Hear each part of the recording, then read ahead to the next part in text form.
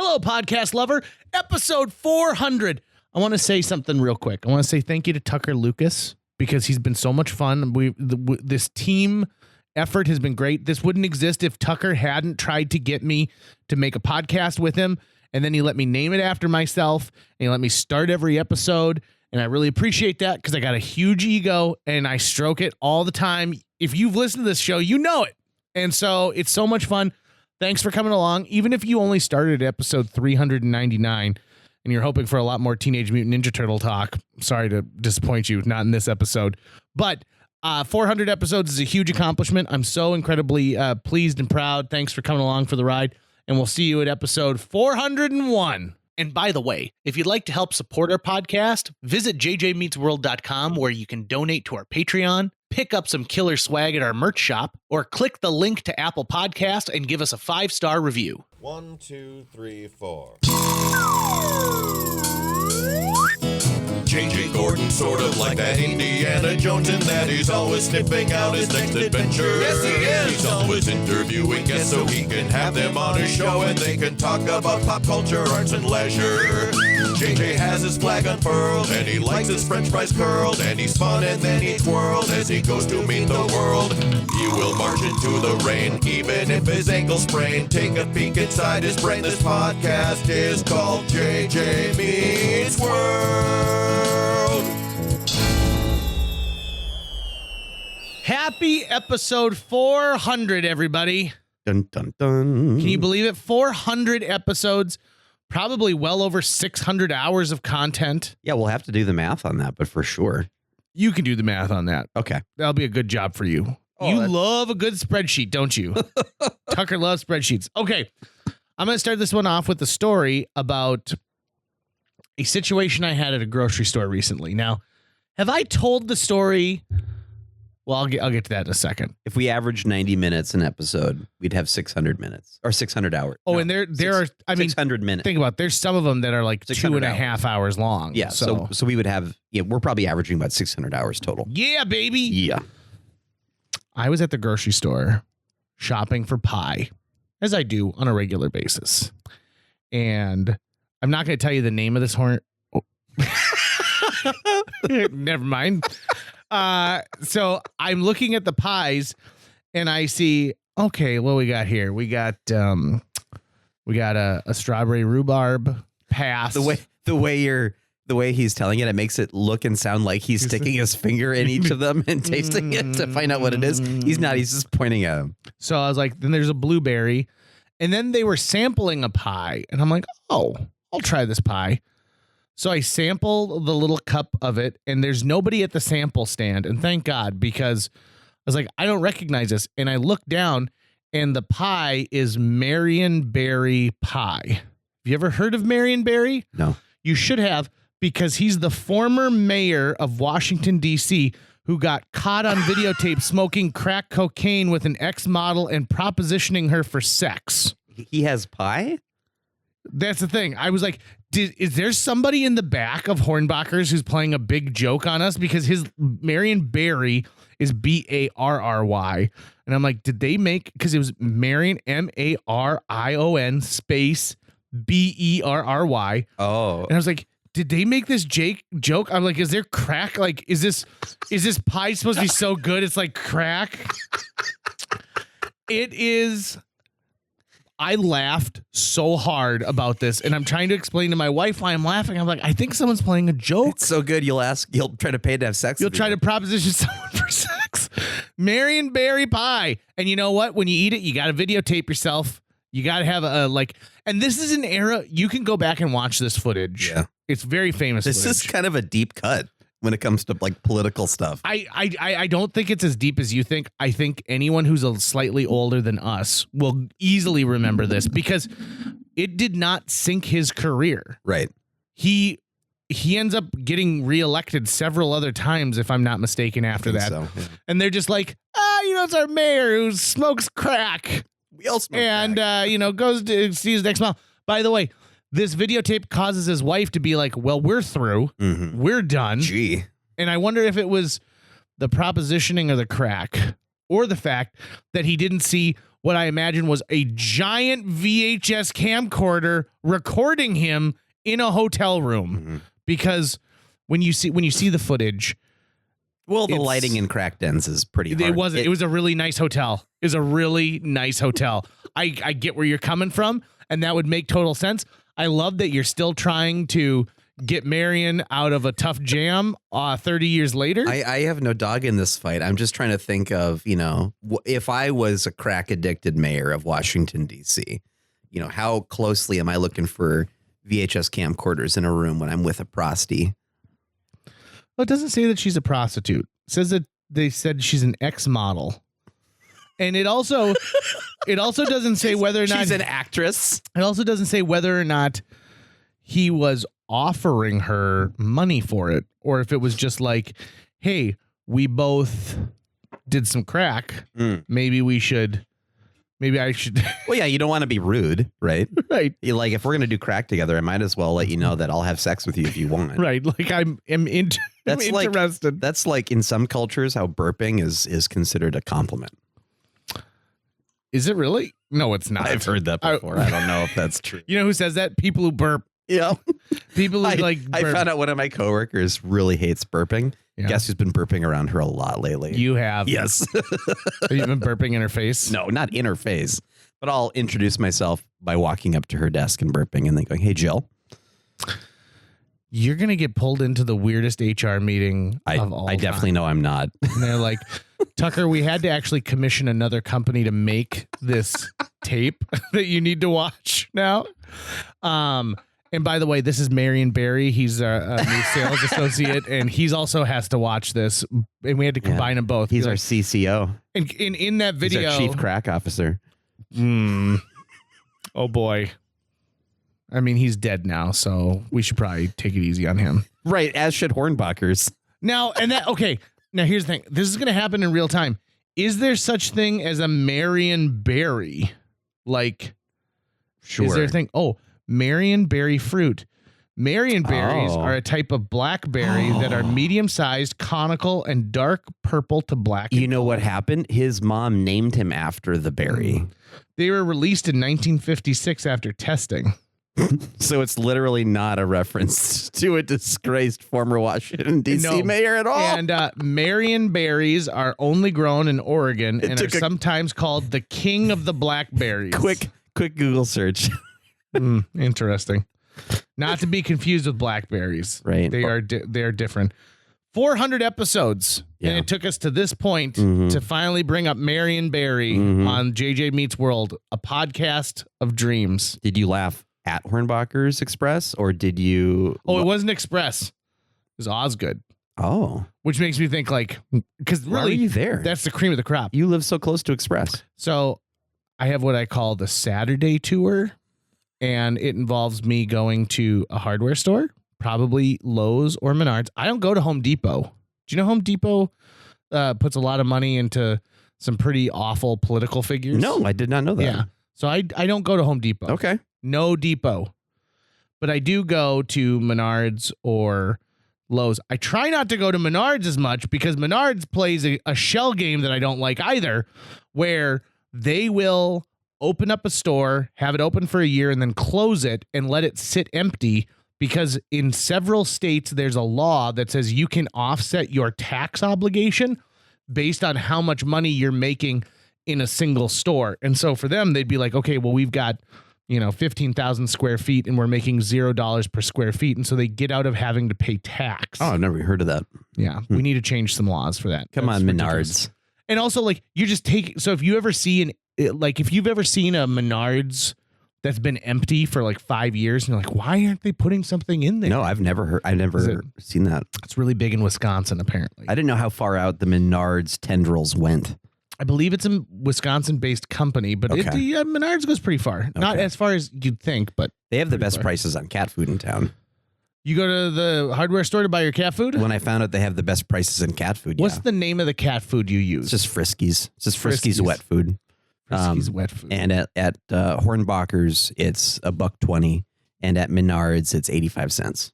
Oh, well, there you go. Yeah. Plus, I think you could probably get the 11%. I don't know. I haven't tried that, but Oh, Tucker, you're throwing money away. I know, right? You're throwing 8.5 cents off of every single one of those in the garbage. Mm-hmm.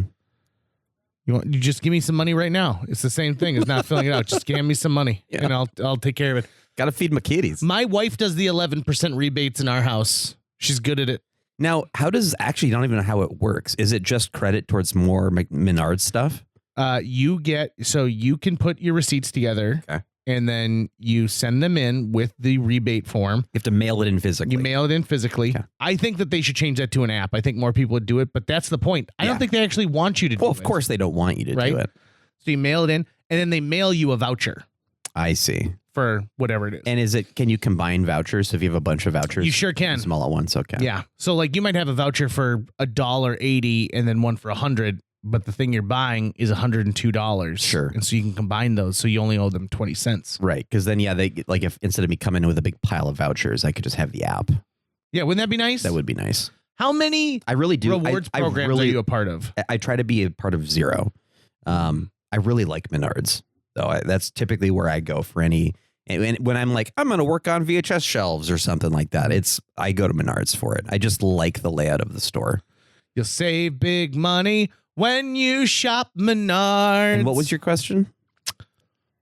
Oh, my tour. I started a hardware store. No, but you had a question. You just asked me a question and then I didn't. Yeah, I don't care about what it is. Just how many rewards programs. Oh, rewards but that programs doesn't matter. Yeah. So I do this tour where I go to a hardware store and then I go to Costco. And then I go to Hornbacher's and then I come home. Okay. I hate getting on I-29 or I-94 west to eastbound. Why are you making this why are you spending part of your Saturday doing this? Because I'm 40 years old and I'm a white male. This is what we do with our time now. True, but I go get the stuff I need at Costco for whatever I'm going to grill that week. Got it. And then some stuff I don't like to buy in bulk. Got it. And sometimes they don't have what I want or what I need. Mm-hmm. For example, I like to buy ketchup. I like ketchup. Mm-hmm. I like Heinz ketchup. Mm-hmm. But I don't need a gigantic bottle or the picnic pack because that comes with mustard and that can go straight to hell. So I'm not going to do that. What are you getting at Hornbacher's and that you can't get the other places? Soy sauce. Okay. Example. So you're going through a jar of soy sauce once a week? No. Okay. But, okay, what would be another good example? I like Cosmic Crisp apples. Okay. They're my favorite apple. Yep. I'm with you. They're a great apple, right? Great apple. Yeah. They don't have Cosmic Crisp at Hornbacher's. They have other kind of apples. I'm sorry, Costco. Okay. So I go to Hornbacher's to get them because I can't get them at Costco. Got it. Right? But like most other fruit, I get at Costco if I can because it's so much cheaper. I can get like 3 pineapples for the price of 1. Do you know what I found out I really love doing? Eating apples with a paring knife instead of biting into them. Yeah. It's just, I always get stuff in my teeth all the time. Anytime I eat at Giant Panda, I get stuff in my teeth. So I always bring, they have toothpicks, but I bring floss with me because I know what's going to happen. And anytime I eat an apple, if I'm just biting into it, I'm going to get it stuck in my teeth. And see a periodontist. And so I've got good spaces between my teeth. Like I don't need braces because I've got really nice, evenly spaced teeth. But that's why I also have these perfect little spaces for food to get lodged in. So I just got to keep them clean. Mm-hmm. And one day I was like, I want an apple. I don't want to deal with that. I'm just going to use this paring knife and like cut off pieces like you see in movies, like it's Huck Finn or something. I was going to say, okay, eating an apple. I love watching people in movies eat apples with a knife. 2 scenes that come to my mind right away. Rebecca De Mornay in The Hand That Rocks the Cradle after she watches Julianne Moore die inside that greenhouse. She's eating an apple with a paring knife, and I'm like, oh, she's so cold. The other one, Christopher Lloyd as Switch Rail Sam in Dennis the Menace. That's a great apple scene. Eating an apple with a paring knife, way better than biting into it. Like you should be doing that at bars. You get so much attention from women doing that. Can they? I don't think they give you paring knives in bars or apples. You got to bring your own. First of all, I can't imagine a bar apple is going to be real good. No, you got to bring your own. You got to bring both those. You got to bring because a bar isn't providing waiter. apples, I'll take a cosmic apple and a paring knife, please. Be like, oh, on the prowl, are you? Yeah, I'm sure women are like, Hey, that strange man at the bar with the knife sure seems attractive. I'm telling you, that is exactly the situation. Like, you start eating, you get a beer in front of you and you start that paring knife apple thing, and you're using like where you grip the apple between your finger and the knife itself to bring it to your mouth. You're going to get attention from the ladies non-stop. It is so much fun to do it that way. It's way preferable to biting into it. So like now, if I have apples at home, I'm going to eat them with a paring knife. Do you want to know something I love about my father-in-law? He sharpens knives the old-fashioned way with a whetstone. Okay. And I send my steak knives and my kitchen knives up to Hillsboro in a cardboard box once a year. Okay. And he sharpens them to the point of where, like, he can do that thing where he takes a piece of paper and you just like, and it like slides down. People tell me, you got to take your knives down to the hardware store because they got a laser that does it now. And I'm like, no, and Pete Anderson is the best knife sharpener. And honest to God, I feel like Pete is missing out on a lot of cottage industries right now. Like, he should be someone who, like, for a part-time job, should accept boxes of knives from people that he can sharpen. Well, wouldn't you be interested in learning the technique from him? No. Really? No. You wouldn't want to know how to sharpen your own knives? No. I want to get my... listen, I'm so good at so many things, I got to leave something for everyone else. All right? I'm too talented. I'm so talented. I can't take on another talent. I don't want everyone else to be like, oh, I would love to do this. Away from my father-in-law. Yeah, he needs this. But to be honest, so this brings me to an interesting thing. When we started this podcast, I was a much younger man. Yeah, that was 2018. What was it really? So it's been 6 years. Holy moly. 6.5 years, because we started right at the beginning of the year. So I have decided a couple things about myself. So I would have been 33 and a half when we started this. Yeah. Yeah, 33 and a half. No, 33 and a quarter. I just turned 39. So yeah. Yeah. 2018, Yep, yeah, you're right. So early 30s. Really? Jesus. There are a couple of things I've had to come to grips with as I get older. One of the things is I get really resentful at one of the roles I de facto play in my friend group, which is going to be, if we're going to do something, I'm the one who has to plan it. Yep, the fun maker. Right, exactly. And I don't make you do that. You do not make me do that. And in fact, you've been kind enough to just randomly say, hey, dinner tonight? Yeah. And those are awesome. I love that. That's great. Yeah. And so I will reciprocate to you by offering fun opportunities, things like Sonic 3 comes out in November. I assume we're going to go see that, right? Yes, we are. I just watched Sonic 2 in its entirety in the back of a van with a almost tween and a 10-year-old girl.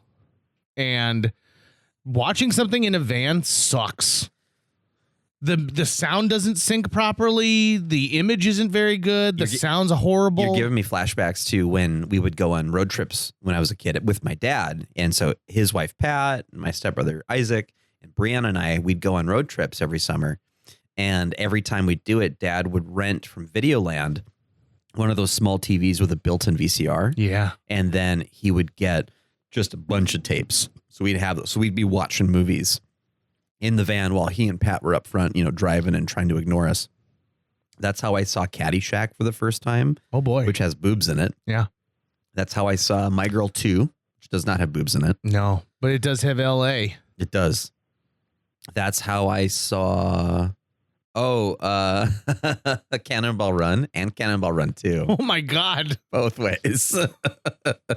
And I have a lot of fun memories of watching that, but specifically on VHS as a kid, where it's like, isn't this so cool? We're watching movies in a car. Were you like headed down to Kentucky to see your mom, grandma? Yeah, I mean, Kentucky was one. Another one was I remember we did South Dakota. We did the Badlands and Mount Rushmore and all that stuff. So there was a few things like that. South Dakota loves tourism. Yeah, they love tourism and meth. Do they really? Yep, they love meth. Oh, yeah. Good for them. And having their governor be banned from Native American reservations. Yeah. We don't even have to get into the governor of South Dakota. Ay. On my weekly tour of places that I like to go on Saturdays, I'll randomly add something else every now and then, right? Like another stop. A bit. Yep. And then that changes. Maybe I stop and I go from one direction to another. But this is the way I know that I've turned into an older, established man.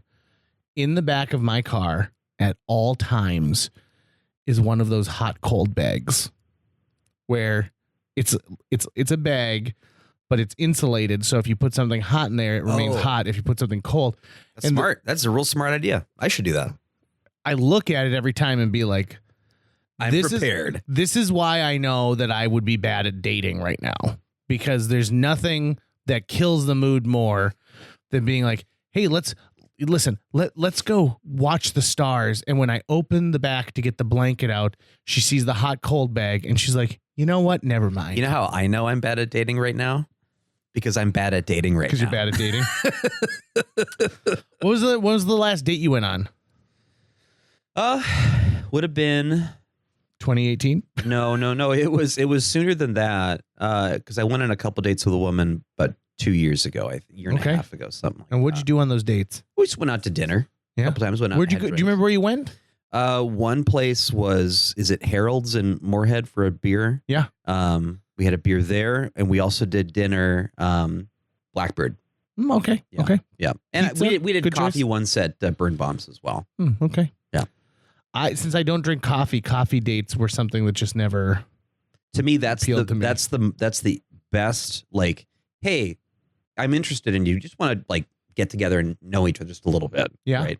So that's if I'm like, hey, I'm interested in someone, but I really don't know them. Mm-hmm. And coffee is so easy and nice. Middle of the day or in the morning. You could be there for an hour. You could be there for 15 minutes. However long it takes you to drink the coffee. And then if you got to get the fuck out of, oh, I'm so sorry, I got to go. It's very nice meeting you. Like, excuse me, I've got to move over to this table. I've got another coffee date. Get the hell out of there. I appreciate going to coffee shops, and then sometimes people will be like, "Well, what can I get you?" I'm like, "I'm just gonna get a Diet Coke," and they're like, "Oh no, you gotta get a latte and do this," and I'm like, "No, I'm fine." They're like, "Oh, they got the best beans. You gotta try their beans here. We have the best beans." You know what? If that conversation has never fucking happened, Jake. Yes, yes, it has. What do you mean you want a Diet Coke? We have all these beans here. Yeah, they've got the best beans. We roast our own beans. Here's the thing. I just wrote a movie for Weird Al called The Weirdest Coffee Shop. And in it turns out he has this genius idea where he takes baked beans and brews coffee with baked beans, and everyone loves it.